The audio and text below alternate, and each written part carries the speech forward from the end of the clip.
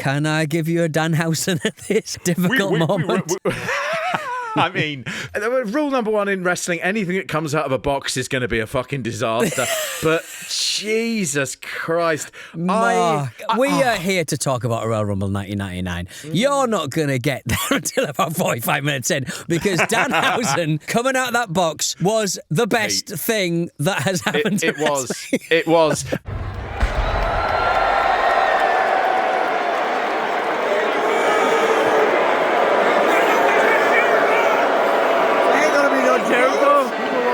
Jericho to be here.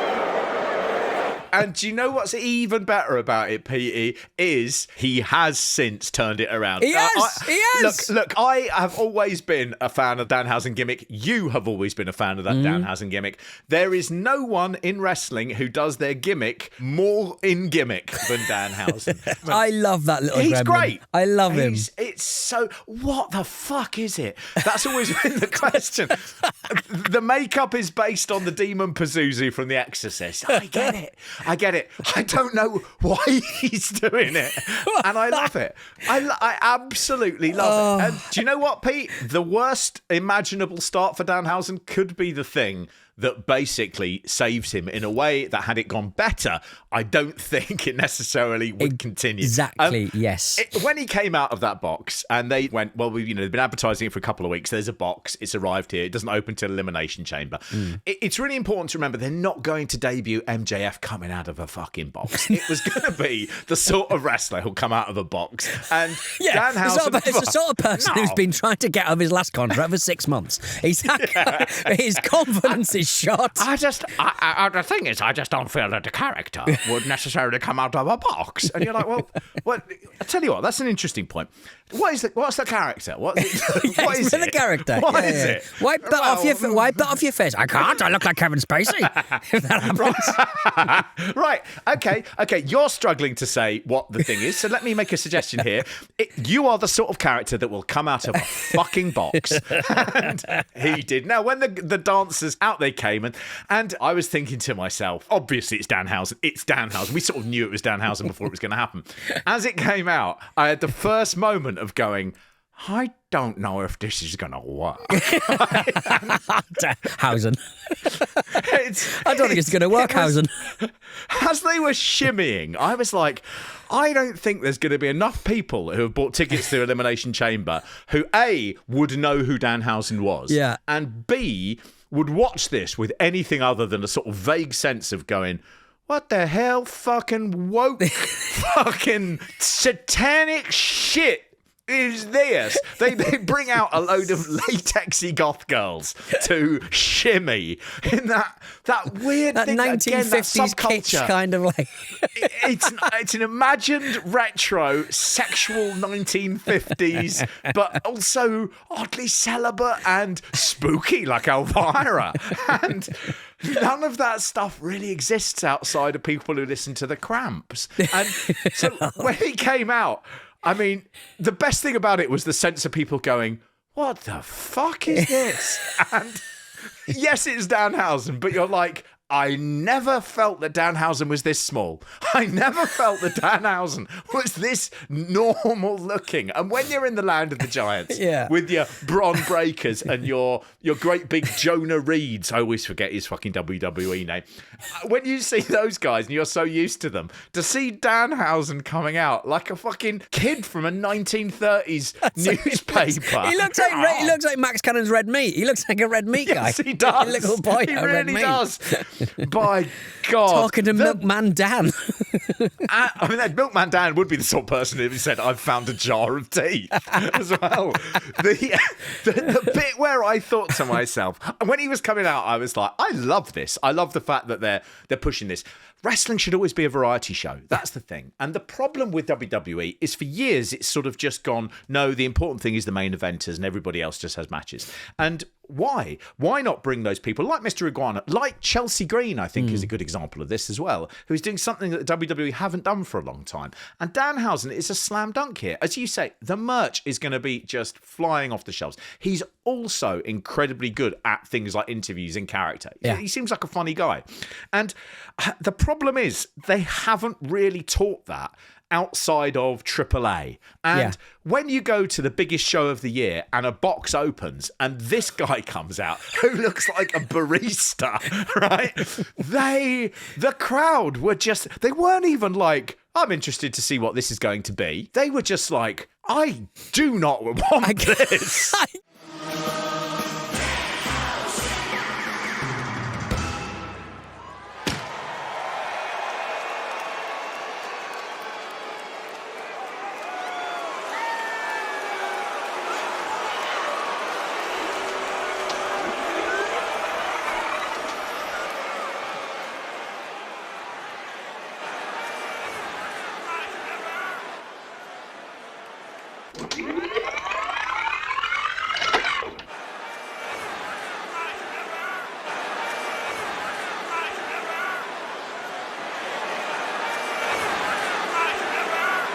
Get the sense, just the different demographic that WWE have moved towards simply because they want to extract as much money out of them as possible. So therefore, you don't get great crowds anymore because you have to be A, minted, B, disinterested because you minted. It's just, and also, he's not been on telly for a year. Like, he just has, like, he wasn't used in AEW. They extended his contract for no reason, I think. The best thing about it for me as well is he has that sort of look on his face where he's sort of like bottom teeth are almost out. And what it looked like was he realised it had gone so badly that his face was going,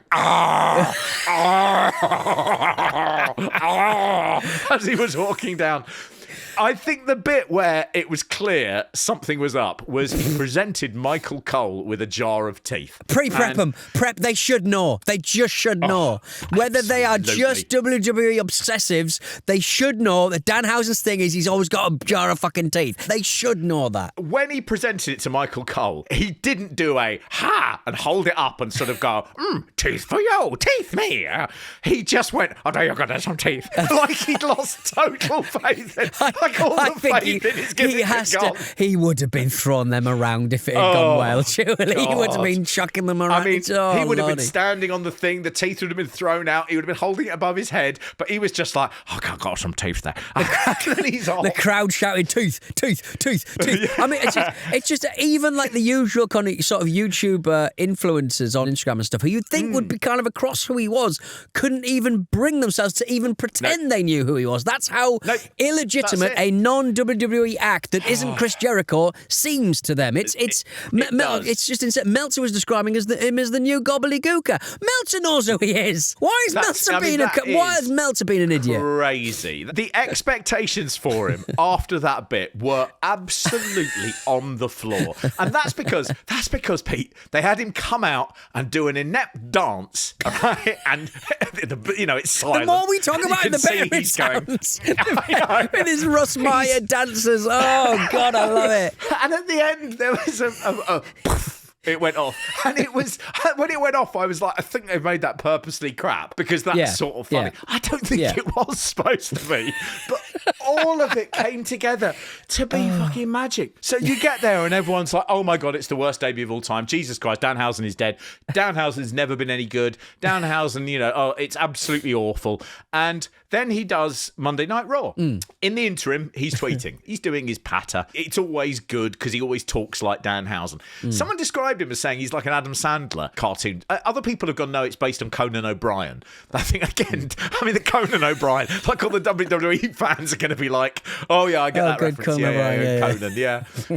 the thing that he did so well is he goes on Raw, he appears, they go, it's Danhausen backstage, and the crowd this time do go, hey, because whatever it was out there, A, it was memorable, and B, you're like, what's he going to do now? What's the top of it? This one then. His opening line, which was just that thing going, oh, well, I debuted to thunderous applause. He said, and cheers. Which was perfect. He then did his little list of demands about what he wanted, including immediate into the Hall of Fame. Now, this stuff works because we know he's a fucking zero because it was so bad. So now when he comes in and says, I want a blimp, I want Hall of Fame, I want one of those Triple H Pointinghausen pictures, you're like, oh, this guy's quite good. He's making sort of like, what's the phrase? He's making, I want to say gold bullion out of pig shit, but I know that's not a phrase. I think it's lemon out of lemons. Lemonade out of lemons. That's the one. That's the one. But that's, I mean, it's not like who's that like a disabled boy that used to come out and wrestle songs with the beard? Eugene. The disabled boy Eugene. It's not him because WWE were writing him and making him do stuff. I just get the sense that Danhausen will add so much into whatever aforementioned pig shit the writers will give him, and it'll just be good. I like watching Danhausen. Didn't get to see him enough on AEW, and I'm glad that it's actively making me go, I'm going to fucking watch Raw, which is not something I've said ever. Well fucking done. Because what happens is this disastrous debut, which is embarrassing, but also how much money have the WWE made out of the Shockmaster debut? How much money and video clicks and clocks and fucking t-shirts have they made out of something going wrong? Well, just fucking enjoy it because he's gonna be And great. the masterstroke they did here was they had him in this Raw thing. They have the Judgment Day come along, and they are like, "What the fuck is this guy?" And he just sort of says, "Oh, hello, Finn. Hello, Dom. Hello." Oh, I can't remember to JD McDonough, and he's just doing a thing where he doesn't know. Which is this one? JD McDonough just goes, I do not like this guy at all. He just says, and then he sees Dominic Mysterio's Intercontinental title, and he just goes, "Oh, this is nice. Can I touch that? Can I have this?" He says, and Dominic goes, "No, absolutely not. This is the closest you will ever get to this belt." And Danhausen just says, "Oh, you're being mean to me, huh? You are cussed." And they all laugh, ha ha ha ha. And then later in the show, Dominic drops the Intercontinental belt to Penta. Danhausen is straight on his Twitter going, "Congratulations, Mr. Penta," which is funny. But what they did was they went, "Oh no, he's actually a bloke who curses people," and it works. That is what you need to do to go, it seems like a joke. The wrestlers treat him like a joke. Oh, he's not a joke. And that is perfect. They lucked into this. Let's make that clear. They obviously thought this was going to go well. Danhausen obviously listened to people and went, "Well, that sounds good to me. That sounds all cheering. Wonderful." And yes, it was a disaster. But they've totally stuck that landing. They nailed it. Yeah. And you then have a tweet comes up. It's Triple H doing the point to Danhausen, which notably didn't appear after the show. And it just says, it just says, "Welcome to the big showhausen." And Danhausen responded, "It's time to play the game, Hausen." Now, I look at that and I just go, again, what's this fucking Hausen thing, right? It's best is what it is, Mark. I tell you though, Pete, that just writing, "It's time to play the game, Hausen." You're like, "Oh, I don't know what any of this is, but I tell you what, it's fucking memorable. It will get over, and everyone will be doing it." I have someone for you to mentor. A brand new WWE superstar. Miz, meet Danhausen. Oh my God, the most must-see WWE superstar of all time, The Miz. I'm Danhausen. Nick, I need someone I can teach my 3 core values to. Master, inspire, zone in. Yeah. Not some goth kid that nobody invited to the party. That was a joke. It was the prom king. Anyway, you're... I mean, give me one Danhausen over 50 fucking Austin Theories any day of the week, any day. And you know what? If it fucking flops, well, at least you gave it a go. Something different. The other thing, and you're right about this, Pete, he feels like the first autonomous voice in WWE for ages. He feels like the first person who hasn't been poisoned by the writers. He's the first person they've sort of said, "Well, do your thing, work it out, chat about it." What's the fascination with a blimp? Well, I think it's giant. You could put my face on the side of it or the front of it with my name, and it can go above sports events such as WrestleMania. And then, everyone can see it. Private jet moves too fast. You need it slow because it's an advertisement for yourself. It'll help me take over the world. But that is amazing to see a wrestler come in with limited profile, to come in and they go, you keep your name, you keep your makeup, you keep your look, and you keep everything that you've done before. They haven't done that for years because they love to go, "No, we know best." And with that, they've just gone, "Do you know what? Go and do your silly thing." And more power to him. Yeah. More power to him.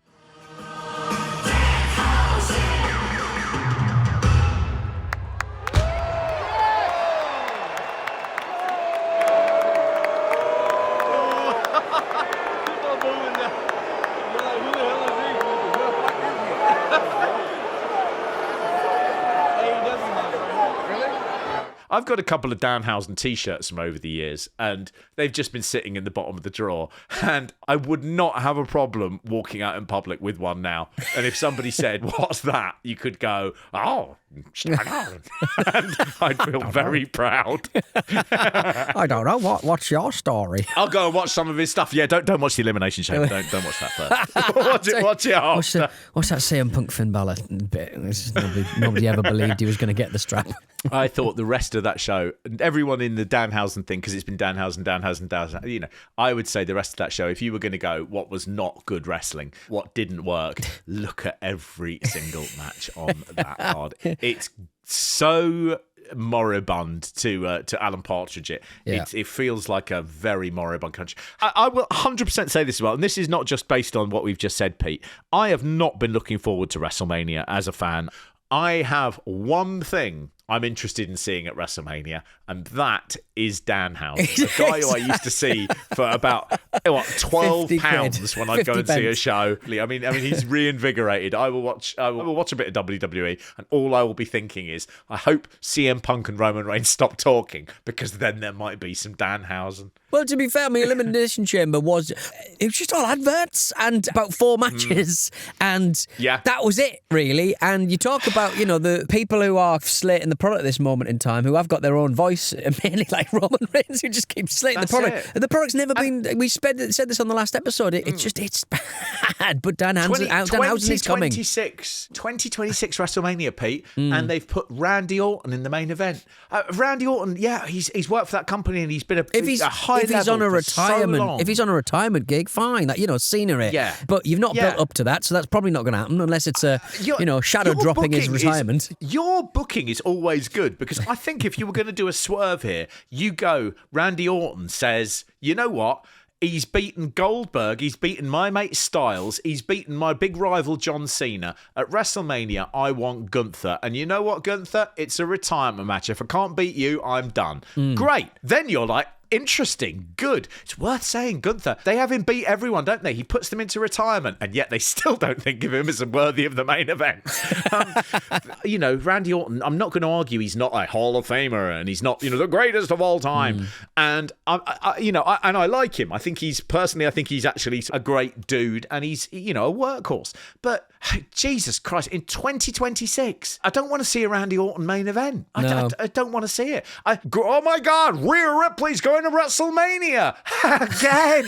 What? Again. Oh, the one that sells all the t-shirts and like is the mammy and everyone loves her. Yeah. Oh, she doesn't need to win the Elimination Chamber, because I can guarantee she'll be fucking there anyway. You've got 2 nights to fucking fill, and you don't even need to get that person on Twitter, madam. No, rude. That's it. Both of you, getting rude. Into it with Jade, exactly. As someone, again, a great tweet that I saw was someone saying, "Hang on, I thought all wrestlers were supposed to not like each other. Isn't that the point? We don't sort of go, we're all really good friends, except for when we have one match where we break the fourth wall."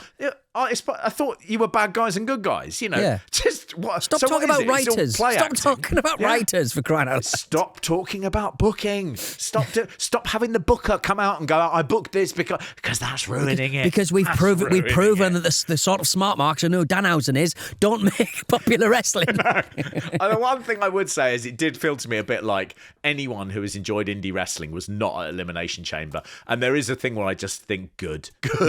That's it. Enjoy it. Avoid it. Avoid it. Well, come on then, look. One of the dancers was Danhausen's real life wife, who is I think she does sort of burlesque dancing. Of course she does. Of course Danhausen does. He's a barista for crying out loud. He loves that gimmick, doesn't he? It's all the tiki and the shake a tail feather, booby looby. I bet he bloody loved the cherry popping daddies. I do not doubt that for one moment.